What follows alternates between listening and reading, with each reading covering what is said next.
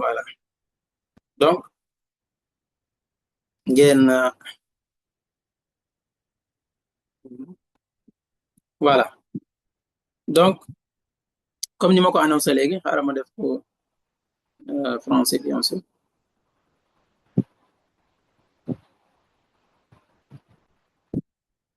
Voilà donc est-ce que son bi c'est bon, est-ce que yéen a ngi gis sama écran aussi? Donc il paraît que c'est bon à mon niveau. Voilà, si c'est bon mën ngeen ma ko signaler s'il vous plaît.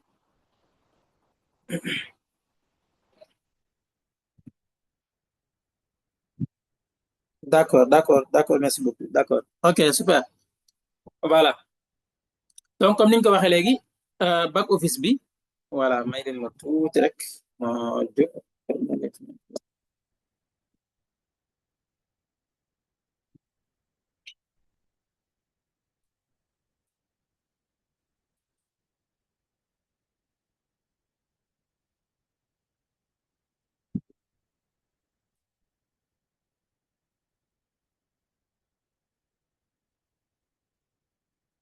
Voilà donc comme ni ma ko waxee léegi back office bi mu nekk endroit wala diggante boo xamante ni tey lépp loo xamante ni tey dafa concerner projet bépp information boo xamante ni tey soxla ngeen ko mën ngeen ko fekk ci seen back office. Voilà donc comme ni ngeen ko gisee nii bien sûr premièrement mooy fi nga xamante ni tey mooy profil. Donc moom profil bu ngeen duggee foofu di ngeen fekk seen par exemple seen email seen numéro de téléphone bu ngeen ko bëggee sensé tout ça donc di ngeen ko fa fekk. Voilà donc yooyu yëpp di ngeen ko fa mën a am. Voilà par exemple bu ngeen duggee fii vérification da ngay gis ne par exemple dina la informer ne la sa vérification bi jàll na lii di yéen a ngi koy fekk profil. Mais au niveau du profil dinañ fa fekk aussi paramètre mu nekk onglet boo xam te ne tey bu am solo la boo xam ne bu ngeen ko soxlaa wala ñu ci bari ci yéen amaana duñ ko bàyyi xel mais mën ngeen ci dugg ngeen vérifier ko di ngeen fi fekk li nga xam te ne tey moom mooy message yi nga xam te ne tey bëgg nga koo jot ci sa email. Donc ay paramètres la yoo xam ne yëpp mën ngeen ko def fii. Voilà par exemple mooy lan lettre de bienvenue par exemple wala webinaire yi par exemple comme bi ñu def nii bu mu ci mën di doon ngeen koy jot ci seen email mu leen jox information bi balaa par exemple muy jot. Voilà moo xam sa par exemple sa paiement surtout souvent am na ñoo xam dañ naan dañuy fàtte seen délai de paiement. Voilà man ban date lañ war a fay xamal ne su fekkee activé nga ko par exemple comme ni ma ko def nii su ma ko désactivé su fekkee même am naa ay retard duma ko wax. Voilà mais su fekkee activé naa ko dina ma jox information boobu noonu. Voilà ne ma date tel war nga fay même souvent bu desee 5 jours dina la ko rappeler. Donc c'est des trucs yoo xam te tey yu am importance la parce que dina la permettre tey nga mën a par exemple nga bañ a am benn paiement boo xam te ne tey nga mën a manqué sa benn paiement wala nga ñuy annuler sa ay pack. Voilà donc kon dañ leen di conseiller ngeen activer notification yi nii. Voilà donc yeneen yi nga xam te ne tey bëggu leen muy jot message yu bari mën ngeen ko désactiver mais par exemple tout ce qui est par exemple rappel de paiement ak les délais donc activer leen ko bien sûr ak par exemple yenn info ni ñu koy waxee ci promotion yi offre spéciale yi donc c'est des trucs yoo xam te ne yoo am importance la. Versement de partenariat aussi par exemple bonus yi nga xam te ne yéen a ngi koy am ci seen programme de partenariat donc les inscriptions et tout donc boo amee itam ko inscrire ku bees kuy soog a inscrire sa lien donc yooyu yëpp di ngeen am information yi donc bien sûr gis ngeen ci suuf mën ngeen changer langue bi et tout donc onglet la boo xam ne bu am importance la. am na beneen onglet bu am importance pour ñi nga xam ne bëgg nañu def la vérification à 2 facteurs. Donc de quoi il s'agit exactement lii daf lay permettre tey nga yokk sa sécurité. Voilà maanaam sa sécurité au compte par exemple doo ñëw rek dugg sa kii par exemple am ngeen deux par exemple option yoo xam ne mën ngeen ko def activation de la confirmation email des transactions maanaam par exemple saa yoo waree def sa confirmation ak email maanaam nga am ak li nga xam te ni moom mooy transaction monétaire yi nga am benn code secret maanaam ñu am code bu ñu la envoyé sa email nga soog ko confirmer. Voilà kon loolu cela veut dire que par exemple même boo pertoon sa téléphone tey nit ki am accès par exemple souvent da ngeen koy enregistrer seen compte nit ki am accès ci sa compte du tax mu mën fa jël dara maanaam mënu fa jël dara. Voilà parce que fii ak yaa ngi garder sa email à chaque fois da ngay jot message boo xamante ni tey mooy confirmer que ne yow la wala pour nga valider ko pour mu soog a jàll kon c'est très important. Voilà wala aussi nga jot ko sa Telegram souvent loolu itam dañuy wax numéro bi nga xam ne da ngeen koy utiliser su fekkee da ngeen ay mbir lañ ne yoo xam ne dañuy jëfandikoo Telegram yu bari man ngeen utiliser seen numéro yi nga xam ne moom ngeen di jëfandikoo foofee ca Telegram bu ko defee ngeen activé ko di ngeen jot toutes les notifications yi ngeen jot email ngeen mën ko jot foofu bu leen neexee voilà donc kon am ngeen possibilité boobu noonu wala ngeen utiliser li ñuy woowee Google Authenticator donc loolu yeneen détail la pour procédure bi naka lañ koy defee et tout mais bi gën a simple ni ma ko waxee mën ngeen activer rek seen mail pour ngeen di jot code secret bi ngeen koy valider mais am ngeen possibilité wu télécharger li nga xam te ne moom mooy lan seen application Google Authenticator pour def ko voilà mais pour ñi nga xam ne loolu day compliqué ci ñoom mën ngeen jël méthode bi ma leen wax léegi voilà donc paramètre bi réservé aux partenaires donc loolu jëluñu ci ñëw par exemple mooy visualisation des données et tout voilà beneen bi itam mu nekk bu am important muy héritier bi souvent ñu bari dañ koy laaj voilà fii itam am ngeen possibilité wu ajouter li nga xam te ni tey moom mooy seen héritier voilà da ngay dugal li nga xam te ne moom mooy email am fii nga confirmer ko voilà ak toutes les informations yi nga xam te ne moom moo ci war voilà donc pour nga confirmer ko soo ko mën a ajouter incha allah rabbi voilà beneen bi itam li nga xam te ni moom mooy modification sa mot de passe su fekkee sa mot de passe am na problème wala dem nga ba jëmmi jamono nga bëgg ko changer maanaam nga bëgg ko soppi boo ñëwee fii itam da nga ko soxla ba tey kon paramètre gis ngeen ne y a beaucoup d'informations yoo xam te ne tey yu am solo la yoo xam ne am ngeen possibilité def ko souvent sax ñu bari mën nañ jàpp ne amu ci wala yu mais bu ngeen ko duggee di ngeen ko gis voilà mooy lan sa mot de passe actuel boo ñëwee moom ngay njëkk a dugal ci kaw def nouveau mot de passe bi confirmer waat ko ci suuf muy bi nga dem bi maanaam mot de passe bu bees bi nga créé donc soo ko confirmer pour modifier ko bien sûr léegi kon bu ko defee booy duggati nga utiliser ce mot de passe bu bees bi donc duñu ñëw dara ñuy ñëw ci les raisons yi tax nga war a changer mot de passe et tout voilà mais en tout cas képp koo xam ne soxla na ko xam leen ne am ngeen possibilité boobu noonu voilà donc bu loolu weesoo ni ma ko waxee profil information yooyu noonu ngeen fay fekk bien sûr am na beneen partie mais il y a des informations yoo xam ne c'est personnel donc bëgguñ ci jaar mais bu ngeen duggee di ngeen ko gisal seen bopp voilà donc bu loolu weesoo li ngeen njëkk a am ci seen li nga xam te ni moom mooy back office moom mooy leen seen page d'accueil moom ngeen njëkk a gis maanaam le fait que ngeen dugg seen compte lii ngeen di njëkk a jàkkaarloo voilà comme ni ngeen ko gisee nii li ngeen di njëkk a jàkkaarloo voilà am na fu ñu bind alimenter le compte di ngeen gis seen pag yi nga xam ne moom ngeen amee maanaam bi ci gën a jege paiement bi gën a jege souvent moom la lay afficher voilà donc par exemple pag bi affiché nii yéen a ngi gis par exemple date de paiement mi ngi nekk le 16 novembre 2026 voilà donc sori na par exemple dans 4 wala même 5 mois presque voilà donc yooyu yëpp di ngeen ko information yi di ngeen ko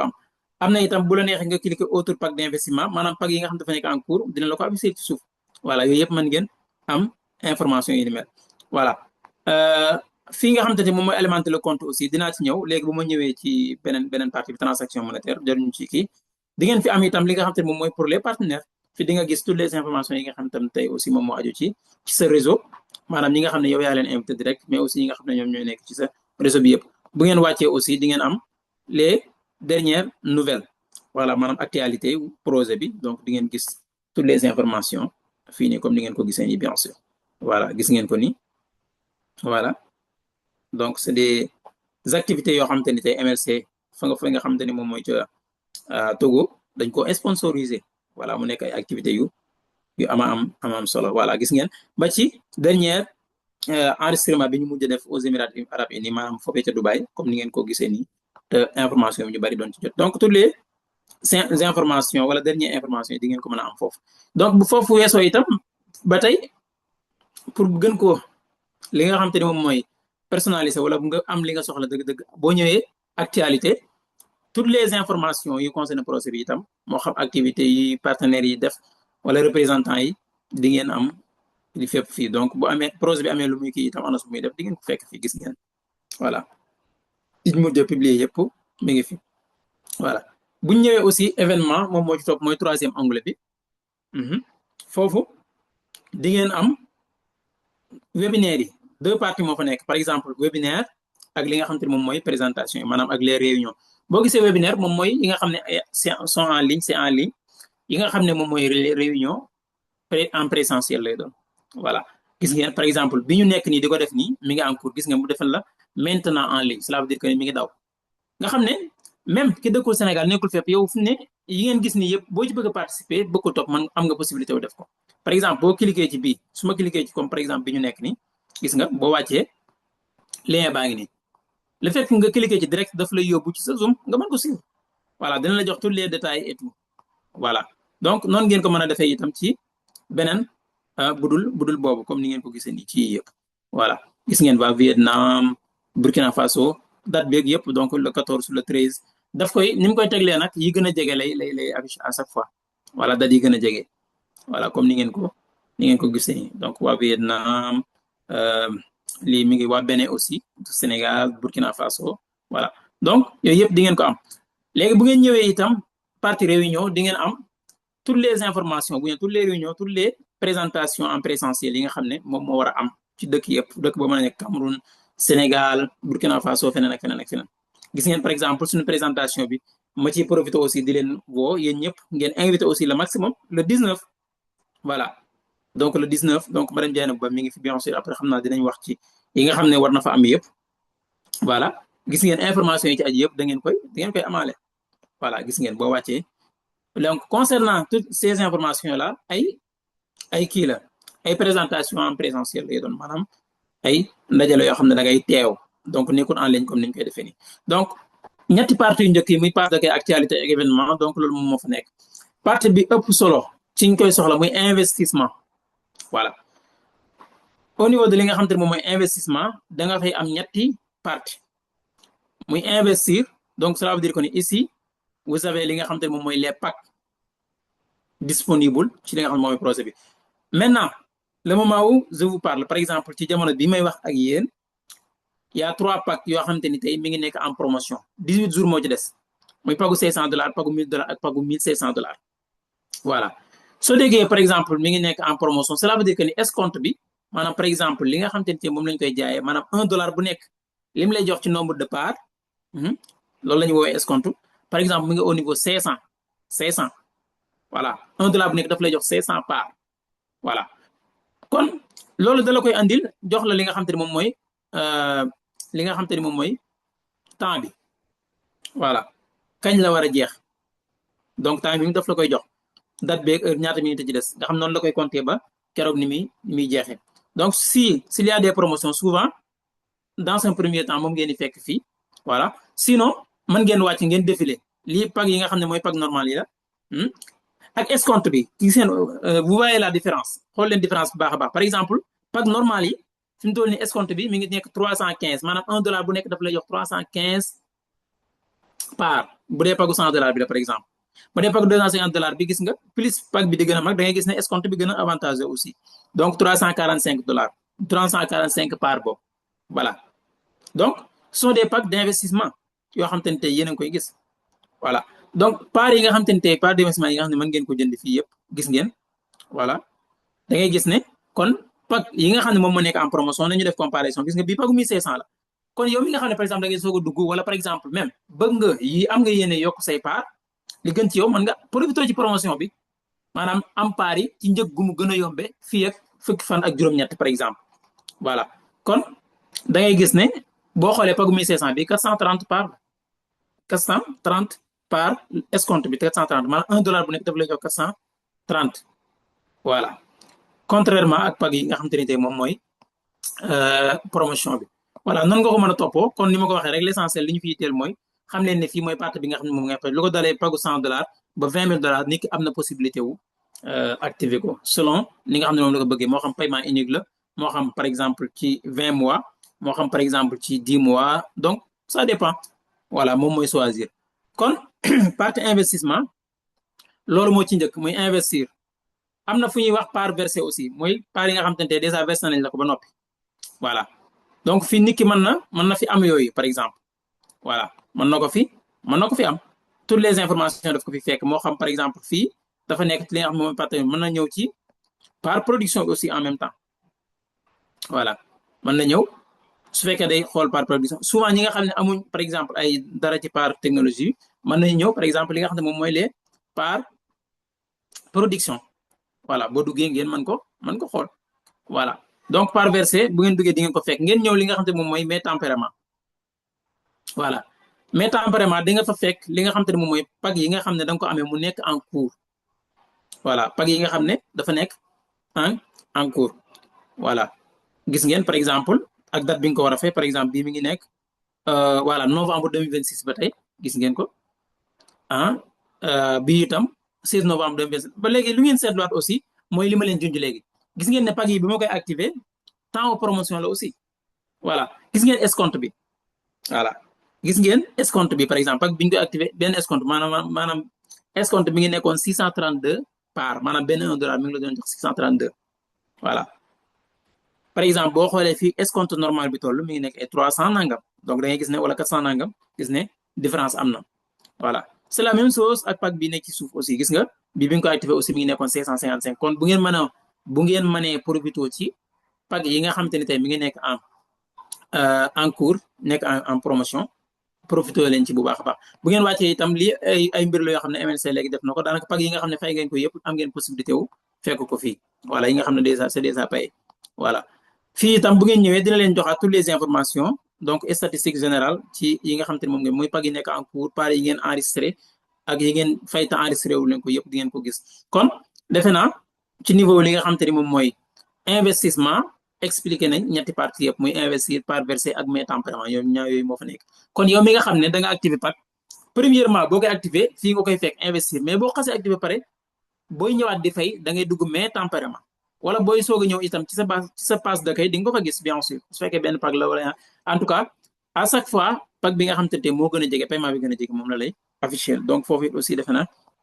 leer na ñu ñëwaat beneen partie bu am importance muy lan transaction monétaire donc bien sûr mu gën a yitteel ñi nga xam te souvent peut-être ñoo ñooy def li nga xam te moom mooy programme de partenariat bi mais bien sûr souvent aussi bu fekkee tey dañ leen envoyé ay dollars ngeen bëgg ko transférer ici su fekkee tey da ngeen a bëgg a def par exemple dépôt da ngeen ñëw fii par exemple ci seen compte d'investissement mais ñu ngi leen bindal fii attention le transfert de fonds à un autre client ou à votre portefeuille à partir de votre compte d'investissement est impossible utilisez le portefeuille pour transférer des fonds à un autre client lii lim lay yee rek par exemple souvent ñu bari bu ñu gisee attention rek dañuy tëdd yaakaar la déedéet mais daf lay wax ne la léegi soo kon bu fekkee da ngaa nekk di def li nga xam te ne moom mooy dépôt te da nga am yéene transférer ko keneen kon bu ko def ci sa compte d'investissement bi voilà parce que boo ko fi defee mu ne la mënatoo koo transférer keneen utiliser ko investir nga ci mën a def voilà par exemple léegi kon boo bëggee def sa li nga xamante ni moom mooy dépôt boo ñëwee sa montant bi nga bëgg def par exemple $100 gis nga wàcc boo bindee nombre ki bi nga bëgg rek wala par exemple nga def $1000 gis nga daf lay andil yi nga xamante ni tey moom moo nekk en cours gis nga mën nga fayee par carte bancaire via Visa wala par exemple MadaPay via Stripe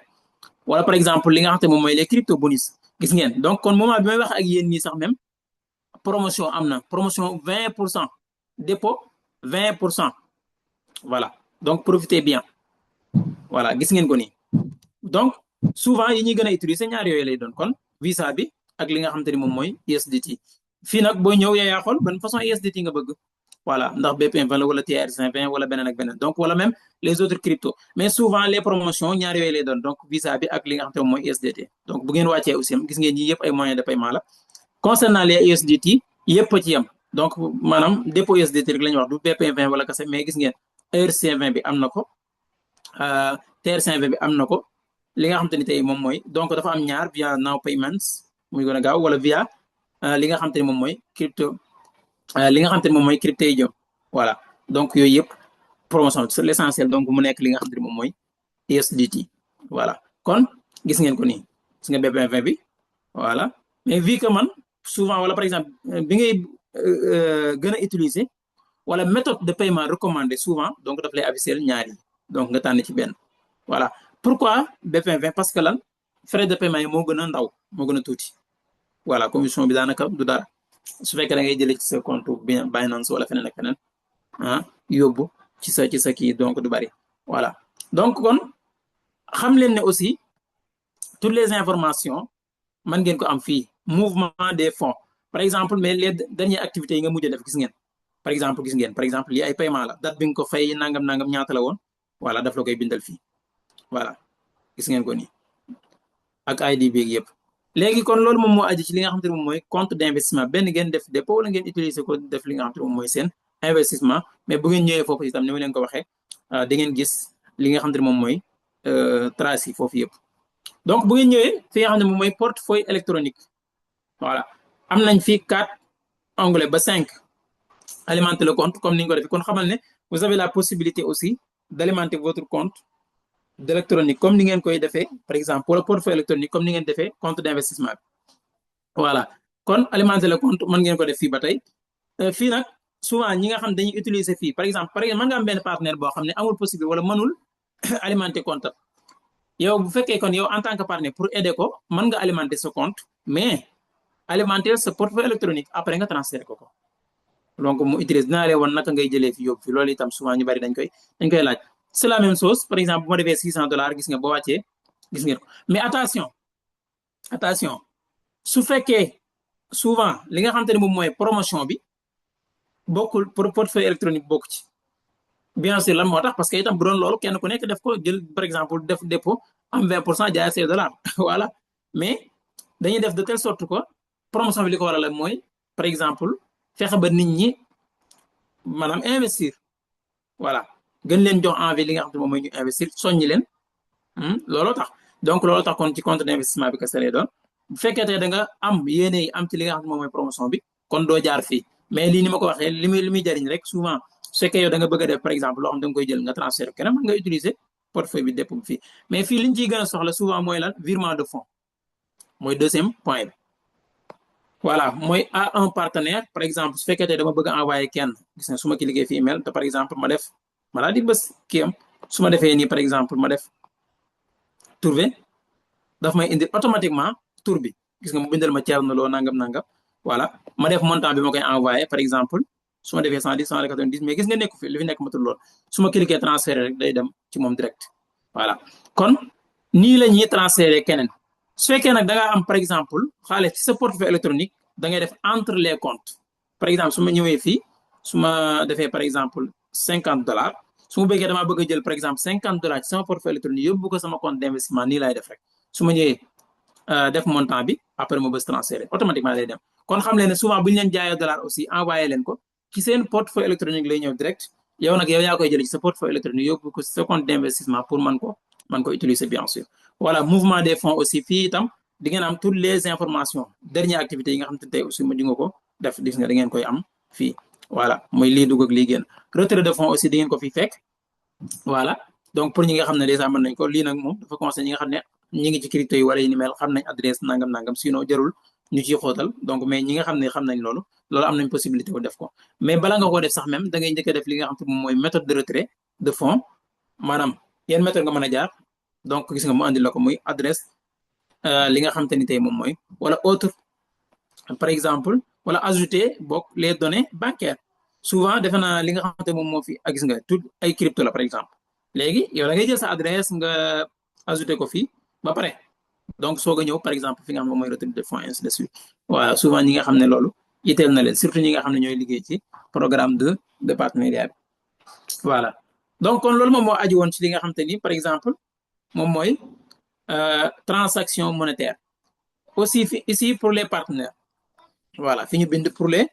pour les partenaires voilà donc fii toutes les informations yoo xam ne dafa aju ci kii di nga ko fi am plan marketing bi muñ ci gën a yitteel par exemple gis ngeen daf lay wax yi nga xam te ne tey moom mooy kii bi yëpp dafa leen koy wan pourcentage et tout lien de partenariat aussi mën ngeen ko am fii mais nag malheureusement lii disponible tul maanaam ni mu yombee woon yombati ko léegi par exemple pour nga def ko da ngay ñëw nga def demande wala da ngay def demande pour mën ko def matériel de travail muñ ci gën a yitteel sax même fii toutes les informations dont vous avez besoin yi ngeen soxla pour def seen programme de partenaire da ngeen koy fekk fii gis ngeen ko lii branding yi la par exemple logo yeeg logo MLC yi brochure yeeg yëpp voilà moo xam bu capteur wala yu mel yëpp am ngeen possibilité wu télécharger ko fii gis ngeen voilà am ngeen possibilité wu jël ko fii pour mën ko utiliser voilà par exemple gis ngeen lii yëpp capteur bi la kii gis ngeen yëpp mën ngeen ko tirer pour def li nga xam te ne moom mooy démonstration yi dina leen faciliter seen liggéey présentation de welcome par exemple dafa am lu ñu tuddee pack welcome par exemple les nouveaux investisseurs bu ñu ñëwee pack bi dina disponible 14 jours maanaam fukki fan ak ñeent pour que ngeen mën ko activer voilà su 14 jours yi jeexee dootu leen ko gisat day disparaître voilà kon xamal ne donc boo ñëwee fii nag am nga possibilité donc in English in Spain ak li nga xam ne mooy in France maanaam en anglais espagnol en français et en indien ak li nga xam te moom mooy vietnam donc 5 langues nga xool bi la ci yitteel wala bi nga soxla bu dee sama mbokk gambien bien sûr peut-être they will need the English version par exemple mën nañoo soxla li nga xam te ne moom mooy version anglaise bi wala par exemple français bi wala yeneen yeneen donc bu dee espagnol nga aussi comme Dieyna bien sûr nga xam ne day wax langue yu bari espagnol donc peut-être même day wax vietnamien je ne sais pas voilà donc mën ngeen utiliser mën ngeen télécharger document vietnam bi aussi voilà kon bu ngeen ñëwee fii fi nga xam te moom mooy brand book bi aussi yëpp mën ngeen ko télécharger ay mbir yoo xam ne da ngeen ko soxla présentation CCM bi aussi donc document la boo xam ne aussi mën nga ko télécharger tirer ko lépp ci capteur bi kese lay wax par exemple nga xool langue bi nga xam ne moom nga soxla français bi anglais bi vietnam bi wala par exemple espagnol wala indien bi boo ci soxla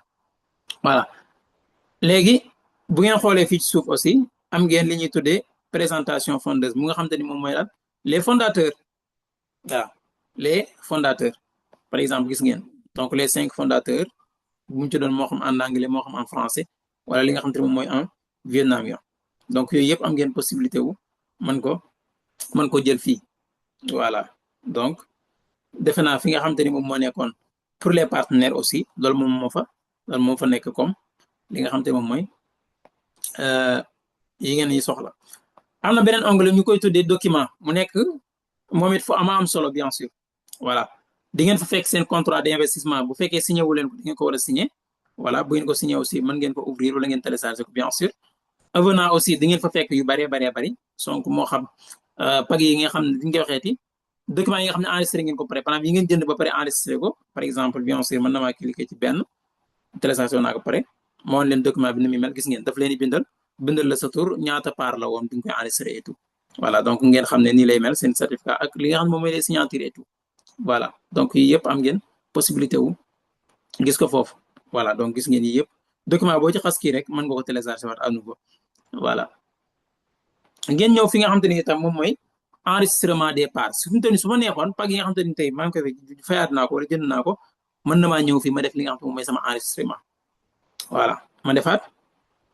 sama enregistrement wala par exemple yi nga xam ne enregistré naa ko pare ma def su ma cliquer inscrire rek automatiquement da ngay gis ne mu enregistré ko après nga jël ko voilà fii itam la première ligne de production bu mu ci mën doon bi ci kaw pour les pas technologies la bi ci suuf pour la ligne de production donc ça fait location sax même ma defaale li nga xam te ne moom mooy inscrire pas comme que gisatuma ko fi donc su ma defee inscrire nii ngeen koy defee par exemple nga cliquer fii j'accepte confirme et signe par exemple nga bës inscrire voilà donc mu généré ko nii lay doon nii ngeen koy enregistrer voilà donc vu que bii jeex na li ma leen ci wax nag par exemple gis nga attention mu jox la ay kii wax la nangam su fekkee da ngaa war a signer gis nga par exemple kii baa ngi nii ci suuf voilà gis ngeen ko nii document baa ngi nii voilà donc kii na ko ba pare enregistré na ko ba pare voilà ma enregistré na pare ba pare su ma neexee ma télécharger ko gis ngeen fii ci suuf ma bës télécharger le contrat su ma neexee itam cliquer gis ngeen comme ni muy def nii voilà kon par exemple su la neex heure boo fay enregistré mais loolu day tax say certificat bari bu la neex da ngay bàyyi ba noppi carrément sooga def li nga xamante moom mooy enregistrement bi voilà léegi fii note bu am solo par exemple ñu ngi leen bindal attention si vous savez modifier les données du contrat assurez-vous de suivre une nouvelle procédure de vérification pour mettre à jour les données après avoir passé la vérification il sera établi un avenant supplémentaire au contrat que vous devrez signer dans la rubrique avenant donc comme ni ma leen ko waxee léegi mooy bi ma romb léegi au contrat pour confirmer vos données xamal ne saa yu say données modifiées par exemple wala par exemple nu fële nee na passé waatal li nga xam te moom mooy la vérification pour defaat li nga xam te moom mooy pour signer les documents voilà donc loolu itam ngeen bàyyi ci xel voilà donc kon noonu lay demee léegi bu ngeen ñëwee fii itam document di projet voilà donc fii y a beaucoup de documents yoo xam te ne tey par exemple gis ngeen mu ne sur cette page vous pouvez consulter les documents juridiques du projet business license bi trade license bi valuation report bi MLC Technologies Limited Hong Kong bi MLC Production Structure China Shenzhen MLC Technologies Limited Business License aussi donc yooyu yëpp ay documents yoo xam te itam mën ngeen ko consulter mën ngeen ko télécharger donc bu ngeen ko xoolee ngeen mën ko xoolal seen bopp donc documents yi nga xam ne moo concerné li nga xam te ni bien sûr kon mooy projet bi ci njëkk dañ ko mooy business licence bi trade licence bi UICOM donc UICOM bi nga xam ne moom mooy seere li nga xam ne moom mooy les investissements et tout muy kii bi nekk Hong Kong ligne de production bi nekk Chine bu mu ci mën di doon mën ngeen dugg ngeen consulter li nga xam te ne moom mooy les documents bien sûr par exemple su ngeen cliquer fii voilà gis ngeen donc structure bi mi ngi nii la structure voilà donc gis ngeen business license bu ngeen duggee aussi di ngeen ko ruxsa tijaariya bi di ngeen ko gis ak toutes les informations donc taarixu ruxsa muy issue date baam date bi nga xam te ne moom lañ leen ko jox ak date d'expiration bi donc toutes les informations parce que yi ay kii la yoo xam ne chaque année la nga koy renouveler par exemple ñu ngi leen ko jox par exemple le 22 12 mois 2023 mu war a jeex le 21 12 mois 2026 et après ça à renouveler bien sûr voilà donc kon document loolu ngeen fa soxla contrat d'investissement avenant enregistrement des parts ak document du projet voilà service d'assistance aussi mu nekk partie bu ama am solo voilà mu nekk partie bu ama am solo à chaque fois question réponse maanaam mu nekk ay questions yoo xam ne par exemple souvent nit ñi dañ koy poser voilà par exemple comment s'inscrire au projet par exemple oublier mon mot de passe wax naa leen sànq naka laay def donc le message n'arrive pas par exemple donc c'est des questions yoo xam te ne tey yu fréquentes la souvent dañ koy poser pour ñu yombalal leen ko par exemple gis nga boo ci cliquer su ma cliquer bi par exemple dama fàtte sama mot de passe nan laay def gis nga daf lay jox li nga xam te ne moom mooy naka nga koy résoudre problème mu ne utiliser l'option mot de passe oublié par exemple boo xoolee ci suuf am na fu bind mot de passe oublié dans le champ qui apparaît nangam après gis nga suivre li nga xam te ne moom mooy procédure donc ay question la yoo xam ne tey question yu siiw yoo xam ne mën ngeen ci lire bu fekkee am ngeen ci problème naka ngay alimenter sa compte commencé ma ko gis nga lépp wax leeral naa leen ko sànq voilà léegi fii bu ñu fi ñëwee ma delluwaat bi ngay njëkk a jot am nañ fi à propos de l'entreprise donc ce sont des questions yoo xam te ne mi ngi concerné entreprise bi à propos d'MLC question réponse comme fi ma nekk nii ak ay instruction vidéo léegi nañ def par exemple à propos de l'entreprise donc yi moom ay kii la yoo xam ne aaja woon na carrément même une présentation boo xam ne spéciale la pour lire wala pour répondre même beaucoup de questions par rapport à ça voilà mais fii li ñu tax a jóg tey moom mooy leen présenter leen back office bu ci nekk lan mooy njëriñam et tout voilà kon xam leen ne information yi ngeen soxla lépp à propos de l'entreprise vous pouvez les trouver ici voilà domaine d'activité bu entreprise par exemple ñu cliquer mu expliquer la ko bu baax a baax pour ñi nga xam ne bien sûr mën nañu lire mën a comprendre voilà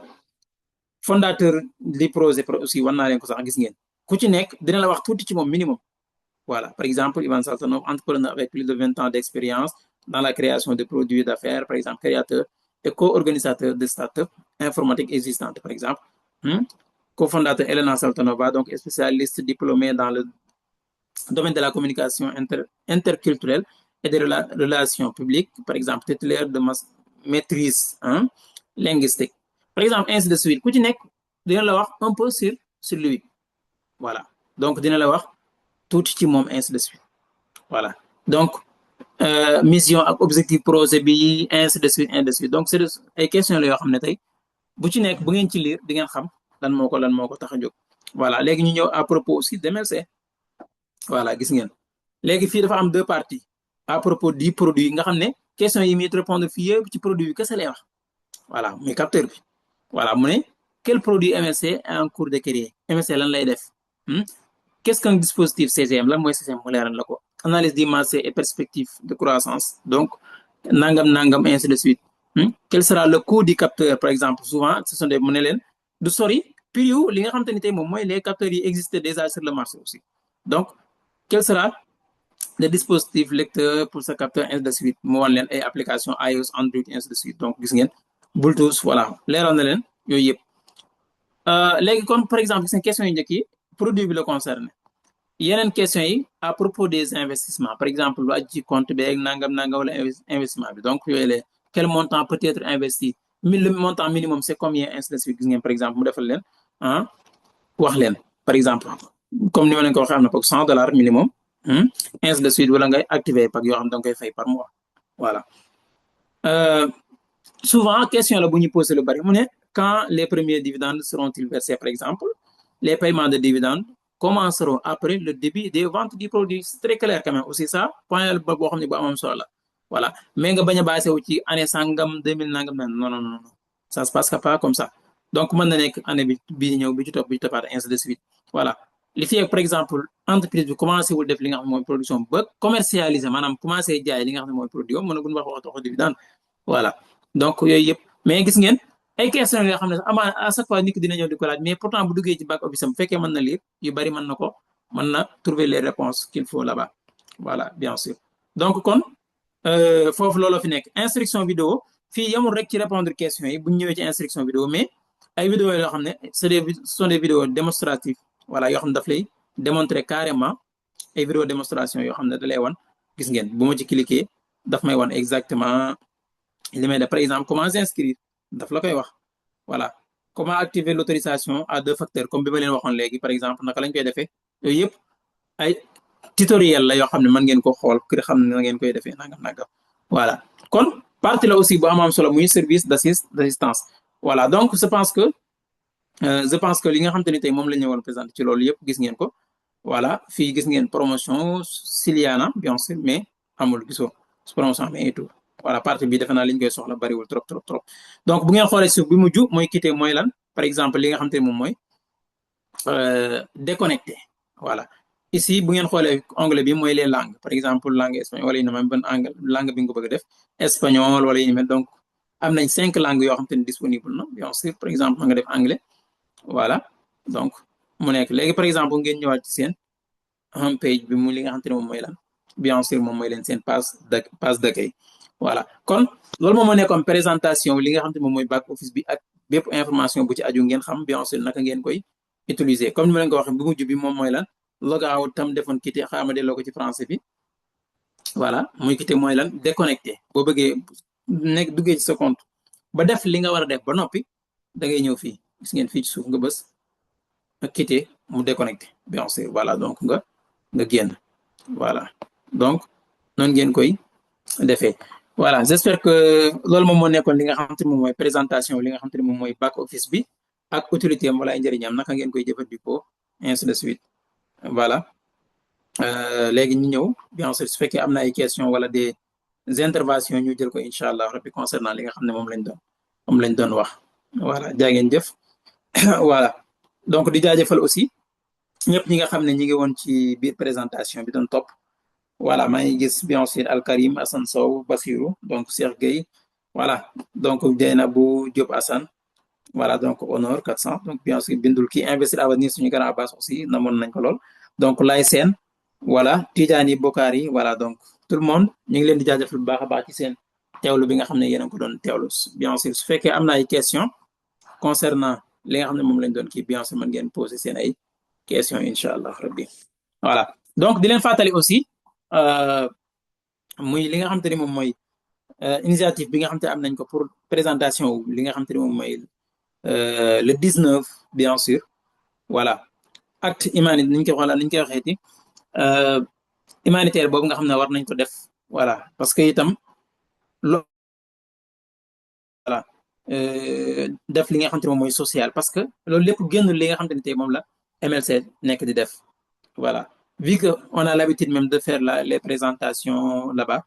voilà te loolu mosuma ko ci xam wax naa leen ko keroog ci groupe bi Diana bu aussi wax na ci bi ma ko expliquer aussi ma rafetlu ko baax a baax donc ñu ngi leen ci woo yéen ñëpp voilà defe naa dugaloon na affiche bi ci biir groupe bi donc numéro bi aussi def na ko ci lépp loo xam te ne mën ngeen ko ci aussi ñu dimbalee ko wala ñu def ko mën cee dimbali xale yooyu noonu donc du caagi ne lu rëy moom moo ci am solo déedéet mais acte bi rek moom moo ci am solo acte bi nga xam te ne tey ñu ngi ko ci def voilà moom mooy compter incha allah rabbi di leen ci bàyyiloo xel bu baax a baax dina wax aussi ngeen waaj bu baax a baax pour le 19 ngeen mën a teew voilà parce que dina am solo lool voilà donc bien sûr su fekkee comme ni ma ko waxee léegi am ngeen ay questions mën ngeen yëkkati seen loxo voilà pour poser seen ay questions incha allah rabbi voilà donc gis naa suñu grand bass yëkkati loxom xaaral ma ubbil ko micro voilà wala mën nga ubbi sa micro je pense que tëjuma woon micro yi grand bass mën nga ubbi sa micro s'il vous plaît investir avenir voilà c'est bon. ok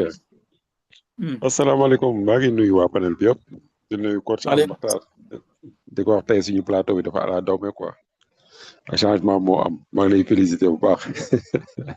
voilà di la ñaanal yàlla aussi yàlla dafa la tawfeex ak taysiir ak soxna si yëpp waaw inchallah di féliciter aussi Dieynabou, c'est Dieynabou qui a tout organisé hein, au niveau du panel. Vraiment c'est lui qui a annoncé à tout le monde que le grand coach Al-Matar va se marier, c'est elle qui a mis les affiches et tout. Dieynabou, la grande championne. Et les bol sont en train de vous dénicher, hein, mais nous, on n'est pas d'accord. On te préfère à Dakar. Voilà, merci à tout le monde. Di leen jaajëfal yéen ñëpp di leen jox seen wàccuwaay. Voilà, di wax ni partage am na solo dama la jël en cours mais gis naa ni daal vraiment aussi jàngaat nañu parce que li ci gën a am solo mooy aussi à chaque fois kiy suivre webinaire yi bu mu bàyyi bu mu tàyyi. Parce que webinaire yi ay formation yoo xamante ni amul ci benn école bu koy jàngale. Amul ci benn institut boo xamante ni mu ngi koy jàngale kon donc coach yi rek ñoo nekk di ko def à chaque fois kon dafay màggaloo nit ki dafay grandir loo nit ki daf koy préparer aussi daf koy préparer à l'avenir parce que xaalis aussi buggul ñàkk a xam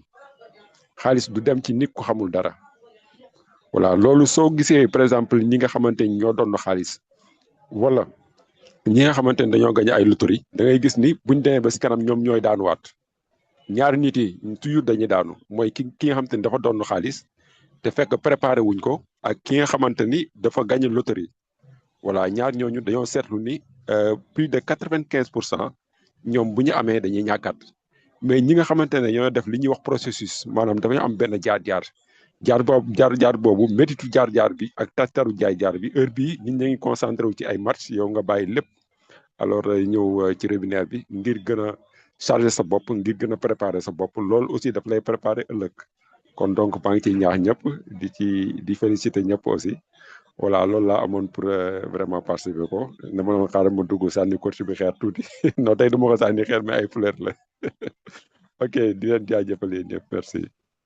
D'accord merci beaucoup jërëjëf jërëjëf investir avenir su Grand Abbas donc min ngeen kàddu bu baax a baax a baax a baax donc gën ngeen ko dégg defe naa namoon ngeen ko lool mais amul problème naa encaissé suñu tool ni moom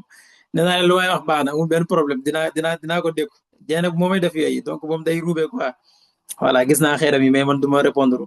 provocation yi y a pas souci voilà ñu ngi koy jaajëfal bu baax a baax ci kàddu yi aussi am na solo bien sûr li mu wax léegi maanaam mbir mu buy ñëw na fa fekk dara maanaam xaalis buy ñëw day soxla xam-xam sinon bien sûr expliqué na ko ñi nga xam dañuy gagné ay loterie wala yu ni mel lan moo tax ñuy ñàkkaat li nga xam te ni tey dañ ko gagné woon parce que lan seen bopp dara ni maanaam préparé wuñ leen ah bi ñuy ñëw donc loolu aussi fàttali bu am solo la pour que ngeen bàyyi ci xel loolu nag daf leen di soññi ci bien sûr pour que ngeen ni bàyyi xel webinaire yi xam dëgg-dëgg aussi li ngeen nekk mais aussi ngeen di gën a yokk seen xam-xam ci lépp loo xam te ni tey mën na ko yokk moo xam ay formation la moo xam par exemple lu des livres wala par exemple voyage ak lépp loo xam te ni daal mën na yokk seen xam-xam ngeen bàyyi ko xel bu baax a baax a baax a baax a baax voilà kon ñu ngi koy jaajëfal bu baax a baax a baax a baax suñu grand Abbas moom voilà donc merci beaucoup Dieynabou la grande dame tu es là voilà super voilà man nga donc vous pouvez ouvrir votre micro s'il vous plaît. Ok. J'espère que là c'est bon, vous m'entendez? Oui c'est bon 5 sur 5. Merci. Salam alaikum, bonsoir à toutes et à tous. Grand coach Abbas, notre imam, vraiment merci beaucoup, merci. Donc voilà, merci beaucoup Al-Mouta pour la belle présentation. Et une fois de plus encore, tu montres que tu es un grand leader. Voilà, donc on a appris beaucoup de choses, machallah. Donc moi, comme coach Abbas vient de le dire, j'étais sourd, j'étais à l'ombre comme d'habitude. Donc Al-Mouta, c'est un fils. Excusez-moi, hein. Donc au-delà même du business, la relation est devenue une relation, on peut dire, parentale. Voilà, c'est en même temps un frère, voilà, un compagnon de guerre sur le terrain. Donc, vraiment, on partage beaucoup de connaissances et au-delà même du business, machallah. Donc, ça a été vraiment un réel plaisir, voilà, d'entendre ou bien même de voir la nouvelle. Vraiment, c'était une joie immense. Donc, comme je le dis, l'enfant a grandi maintenant. Donc, c'est Monsieur Mbaye. Félicitations. Donc, vraiment, merci beaucoup. Et concernant la présentation du 19, voilà, nous vous donnons rendez-vous le 19 juillet au niveau de la pouponnière de Médina. Invitez le maximum au maximum de personnes. Voilà, parce que ça sera une présentation, bon, je dirais même une conférence particulière. Voilà, jamais organisée, je peux dire, à Dakar. Parce que ceux même qui viennent qui viennent dans notre présentation, ils savent le contenu qu'on partage. Voilà, on ne donne pas des choses à moitié. Tout ce que nous avons, nous les partageons. Et il aura en même temps une mini formation, voilà, en développement personnel. Il aura plein de choses. Donc, on va pas trop rentrer dans ces détails-là. Je vous invite à venir au maximum et venir avec vos prospères. Parce que la meilleure manière pour eux de mieux comprendre, c'est d'assister aux webinaires et même aux conférences physiques, de voir physiquement les représentants, de poser des questions en présentiel et pour mieux comprendre le projet. Maintenant, au-delà de tout ça, de la présentation, tout, on va partager des moments exceptionnels, machallah. Et aussi, on a décidé avec l'équipe, le staff et tous les investisseurs de MLC Sénégal de venir en aide aux enfants de la pouponnière de Médina. Bon, ça m'a même étonné de voir que Al même ne savait pas que la pouponnière de Médina était un centre d'accueil. Voilà, des enfants orphelins. Vous allez voir même des enfants de une semaine, hein. Voilà, là-bas, 2 semaines, un mois, 2 mois. Il faut être là pour comprendre. Il faut vivre ces moments-là pour comprendre. Donc, déjà, la pouponnière de Médine fait énormément de choses pour ça. Et puis, ce sont des personnes vraiment très ouvertes, très bien. Et vu qu'on a l'habitude de faire des présentations là-bas et que nous sommes dans une œuvre humanitaire, donc j'ai pensé aussi, ou bien nous avons pensé vraiment d'apporter notre aide à ces enfants-là. C'est bien parfois de dire oui, c'est intéressant, c'est bien, mais passons à l'action. Passons à l'action. Comme je le disais au staff et à mon équipe, à l'équipe qui est là, même si les gens ne le font pas, ou bien même contribuent pas, nous, on va le faire. Nous, on va le faire parce qu'on sait l'importance de pouvoir apporter notre soutien moral, affectif à ces enfants-là, au-delà même de l'argent. Donc, j'invite tout un chacun à partager au maximum l'affiche. Voilà. Et que les gens contribuent. Le numéro qui est sur l'affiche, c'est mon propre numéro. Voilà. Vous verrez, c'est mon propre numéro. C'est pas des numéros voilà, on fait pour récolter de l'argent. Nous-mêmes, on peut le faire, mais on veut partager avec vous la baraka. Voilà. Donc, aujourd'hui, c'est vrai qu'on cherche l'argent, on essaie d'investir pour avoir beaucoup de parts dans les entreprises et changer notre éducation financière. Mais au-delà de ça, quel est qu'est-ce qui va nous accompagner à l'au-delà? Ce sont les actes que nous allons porter ou bien même que nous allons mettre en œuvre qui va nous accompagner. Donc, j'invite tout un chacun à vraiment communiquer dans ce sens. Et c'est pas le projet de Almuta, c'est pas le projet de Djenabou, c'est pas le projet de coach Abbas ni de Céline Fallou. C'est pour tout le monde. C'est pour tout le monde. C'est pour tout le monde. Donc, mettons-nous ensemble et créons quelque chose de nouveau, impactant, parce que nous sommes une génération vraiment très consciente et très ambitieuse. Je ne vais pas trop monopoliser la parole parce que on n'a plus un célibataire auprès de nous. On n'a qu'un homme marié. Donc, on va le libérer vite fait. Merci. Voilà. Avant de vous laisser, il y a une question dans le chat, je pense. Ok. Voilà. Oui,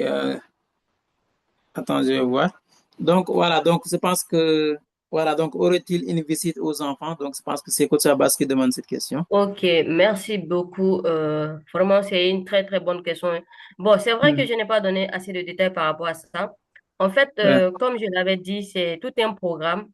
parce que on se lève pas comme ça pour faire ces genres de dons là-bas. Donc, Mhm. moi-même, comme je l'avais dit à Almuta, c'est un projet de vie. Voilà, c'est un projet de vie. J'ai déjà tous les documents nécessaires concernant la création d'une fondation. Donc, c'est vrai que c'est une première que nous voulons mettre en place. C'est une première œuvre que nous sommes en train d'organiser. Donc, pour ça, j'ai fait des va-et-vient au niveau de la pouponnière tout en posant des questions, ça va, tout. Donc, j'ai eu l'autorisation. OK. Non seulement j'ai eu l'autorisation oui, on va visiter, on va voir les enfants, mais ça ne sera pas tout le monde. Comme je vous ai dit, il y a des enfants, il y a des nouveau-nés de 1 semaine, 2 semaines, donc trop de monde risque de les embrouiller, en fait. Vous comprenez? Donc, il y aura un groupe restreint, voilà, l'équipe de staff qui vont visiter, ils vont visiter, voilà, le centre, voir les enfants. OK. On aura aussi une photo de famille avec les sœurs, voilà, mais pas avec les enfants. Vous voyez, vu que les images, on ne sait pas où est-ce que, voilà, les gens vont les partager, les mettre. Donc, on aura l'occasion de faire des photos avec les sœurs, mais pas avec les enfants. Mais au moins, il y aura une équipe qui va rentrer voir les enfants. Certes, je peux négocier de telle sorte que, soit si 5 personnes montent, après les autres 5 personnes peuvent monter et voir ces enfants-là. Et je pense et j'espère que ça ne sera pas la première, Inch'Allah. Merci beaucoup. Inch'Allah merci beaucoup jërëjëf Dieynabou ci initiative bu am solo boobu noonu je pense que vous avez bien entendu donc avec toutes les explications voilà comme ni nga ko expliqué mu nekk loo xam ne même bien sûr da ngeen koy gis ci moom muy yàgg am initiative yu mel noonu wala xol boo xam ne day mën a taxaw ñooñ donc bu moo tax buñ gisee lu mel nii aussi defe naa du moom dong ñun ñëpp ni ma koy waxee rek niñ koy waxee saa su ne xale yooyu noonu donc du ñoom ñoo andi seen bopp ci àdduna bi donc surtout même bu waxee des enfants de 2 semaines wala yu ni mel wax dëgg yàlla c'est quelque chose boo xamante ni tey ñun ñëpp war nañ ci jàpp war na mën nañ teg son mooy ni ma ko waxee rek ku nekk ak aussi fi nga ci toll amul li nga xam te bariwaay bi amu ci solo waaye geste bi moom moo am solo ak yëg gi voilà macha allah donc maa ngi gis engagement bi yëpp ci chat maa ngi gis ku mel ne Laïssa mu ne merci beaucoup pour l'initiative moi je suis partant incha allah merci encore voilà donc yu mel noonu lañ soxla mais elle a souligné quelque chose bu am solo lool muy lan il faut passer à l'action aussi donc on a besoin d'action voilà donc que tout le monde donc participe voilà bañ a wax rek par exemple c'est bon d'accord appréciation non voilà dëgg la lu baax la c'est bien d'apprécier mais aussi c'est bien li nga koy waxati li nga xam te ni moom mooy ku ci nekk jéem a def dara donc pour li nga xam te ni moom mooy action bi dañ ko soxla trop voilà kon en tout cas ñu ngi ko ciy jaajëfal baax a baax en tout cas idée bu am solo la wala xalaat bu am solo la boo xam te tey bu rafet la defe naa ñun ñëpp dañ koy rafetlu di ko appuyer aussi voilà defe naa laaj bi nga xam te ni itam Coach Abass laaj na ko muy ndax dañu am visite boo xam te dañ koy visite xale yi tontu na ci ni mu ko waxee bu dee amee itam mën na bañ a nekk ñëpp mais itam am na nu muy demee mu loolu nag mënaguñ ci wax dara on peut pas avancer là-dessus mais dina jéem a arranger su fekkee même dañ koy organiser mu nekk par groupe par 5 personnes bu ñu yéegee ñeneen wàcc parce que itam ay xale lañ donc c'est trop lu sensible la nekkul loo xam te bu fekkee y a trop de monde aussi ça peut créer quelque chose voilà moo tax loolu moom xam naa comme ni mu ci tontoo rek da ciy garder réserve am donc ba après lu mu ci am peut-être dinañu ko communiquer wala buñ ci àggee incha allah rabbi dinañ ci wax voilà li amaat solo mooy comme ni ma ko waxee léegi présentation bi ce sera spécial voilà il y aura beaucoup de choses donc développement personnel éducation financière ainsi de suite donc même bien sûr pourquoi pas aussi wala ni ñu koy waxee bien sûr dinañ ci am li nga xam te moom mooy présentation globale li nga xam te moom mooy projet wu MSC ngeen gën ko xam comme ni ñu koy waxee li tax présentation yi am solo mooy di nga am possibilité wu concentré wu am la concentration bi nga xam te moom nga soxla voilà parce que souvent bu fekkee da nga nekk si kër ngay suivre webinaire mën nga jékki-jékki nekk ci leneen nangam comme ni may dalee même li nga xam ne may def li nga xam te moom présentation bi voilà mais avec li nga xam te moom mooy les présentations en présentiel da ngay am concentration bi war di nga am aussi possibilité wu poser ay questions direct ñu tontu la ci voilà avec toutes les démonstrations et tout voilà kon ngeen bàyyi ci xel bu baax a baax bu ngeen ci mënee teew ngeen teew ci kon ñu ngi koy jaajëfalaat bu baax a baax même si nga dégg naa xeer yi leen Mariela donc Almouda, excuse-moi, vraiment, je tenais à dire merci beaucoup à Abdoulaye Sen. Je pense que c'est un numéro italien. Voilà, oui, exactement. Voilà, qui vient de faire un dépôt de 10 000 francs. Merci beaucoup. Machallah. Donc, loolu moom, c'est à applaudir. Voilà, donc c'est à applaudir. C'est celui-même qui a écrit tout à l'heure dans le chat. Comme ni ma ko waxee loolu la ñu soxla donc nu mu toll donc loolu lañ ci soxla voilà loolu moom ñëpp roy ko ci incha allah ñu ñaan suñu borom mu barkeel ko aussi voilà comme ni mu ko waxee léegi gis nga léegi la ko bind léegi def donc loolu lañ soxla parce que itam ku nekk ci ñun même bu fekkee tey ki nga xam ne li nga xam te ne lu mu gën a ndaw wala ki ci gën a magle amuloo ci kii wala nga koy xeeb donc loolu moom moo ci am solo voilà jarul muy bari ba nga koy naw waaye jarul itam lu mu tuuti jarul xeeb parce que itam mën na ça peut aider aussi bien sûr voilà kon Abdoulaye ñu ngi lay jaajëfal bu baax a baax kon ci acte boobu nga xam te ne tey def nga ko voilà kon merci beaucoup ñu ngi leen di jaajëfal bu baax a baax di leen jox rendez-vous incha allahu rabbi donc bien sûr tey la tout kon dimanche bi nga xam te ni moom mooy di ñëw lay doon voilà pour le 19 bi wala bi ci topp je pense dimanche prochain n'est-ce pas Zeynab Oui. C'est le 19, voilà oui, donc dimanche prochain. oui dimanche prochain donc le 19 Mhm. bien sûr voilà donc je pense qu'il y aura même une présentation à vendredi n'est-ce pas aussi Oui. voilà donc am nañ présentation aussi vendredi webinaire boo xam ne Dieynaba aussi moom moo koy def voilà donc pour ngeen bàyyi ci xel venez ngeen jël li nga xam te ne moom mooy information yi aussi mais aussi comme ni ko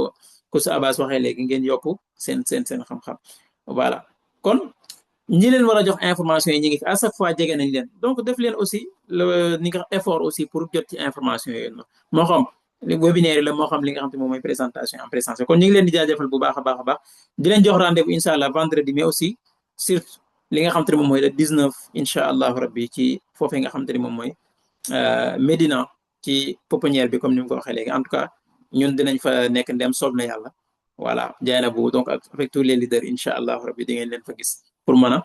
am possibilité poser vos questions directement et jël li nga xam te ne moom mooy valeur yokk seen xam-xam nga xam ne du ngeen ñibbee ak loxoy neen incha allah rabbi jaa ngeen jëf